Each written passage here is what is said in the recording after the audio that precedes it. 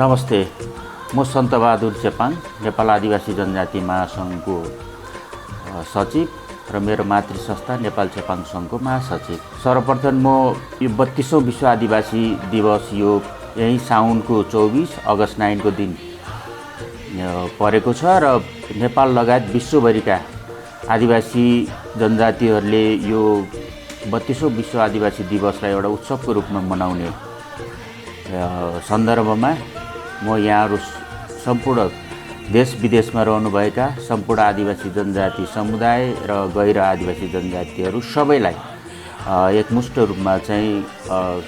शुभकामना दिन चाहन्छु। साथै नेपालमा नेपाल आदिवासी जनजाति महासङ्घ, नेपालका आदिवासी जनजातिहरूको साझा संस्था र महासङ्घले काठमाडौँको खुला मञ्चमा 24 गते साउन 24 गते अगस्त 9 को दिन भव्य रूपमा कार्यक्रम आयोजना गरिएको छ र सो कार्यक्रममा विभिन्न सांस्कृतिक झाँकी र अनि सांस्कृतिक विभिन्न आदिवासी जनजातिका खानाका परिकारहरू लगायत त्यहाँ चाहिँ विभिन्न विशिष्ट व्यक्तित्वहरूको पनि उपस्थिति रहने र उहाँहरूको पनि हामीले आदिवासी जनजातिहरूको रक्षाको निम्ति उहाँहरूले खेल्न सक्ने भूमिकाको सन्दर्भमा विभिन्न साइट इभेन्टहरू पनि हुने र मूल समारोह कार्यक्रम चाहिँ 24 गतेको दिन हामीले नेपाल आदिवासी जनजाति महासङ्घले आयोजना गरेको छ सङ्घीय परिषद सचिवालय केन्द्रले। र सो कार्यक्रममा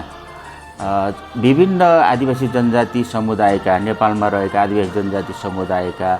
दाजुभाइ तथा दिदीबहिनीहरू, बुवाआमाहरू लगायत गैर आदिवासी जनजाति समुदायका आदिवासी जनजाति भन्दा बाहेकका गैर आदिवासी जनजाति समुदायका दाजुभाइ तथा दिदीबहिनीहरू, बुवाआमाहरू यहाँहरूलाई पनि सो उत्सवमा सहभागी भएर विश्व आदिवासी 32औं विश्व आदिवासी दिवसलाई सफल बनाउनको लागि चाहिँ यहाँहरूको पनि भूमिका को लागि हार्दिक अनुरोध गर्दछु र त्यहाँ यहाँलाई सम्पूर्णलाई चुले निम्तो दिन चाहन्छु। र पुनः हामीले चाहिँ यो भिरकुटी मण्डपबाट 11 बजेबाट चाहिँ विभिन्न सांस्कृतिक झाँकी र्याली सहितको कार्यक्रम लिएर खुला मञ्चमा काठमाडौँको खुला मञ्चमा हामीले बृहत हजारौंको उपस्थितिमा हजारौं आदिवासी जनजाति लगायत अन्य आदिवासी जनजाति समुदायका व्यक्तिहरूलाई पनि हामीले आमन्त्रण गरेका छौँ। विभिन्न डिप्लोमेट्सहरू लगायतका सबैलाई नेपाल आदिवासी जनजाति महासङ्घ सङ्घीय परिषद सचिवालयले सबैलाई आह्वान गरेको छ र त्यो उत्सवमा सहभागी भएर कार्यक्रममा सफल बनाउनको लागि सबैलाई चुले निम्तो सहित म पुनः फेरि यो 32औं विश्व आदिवासी दिवसको सन्दर्भमा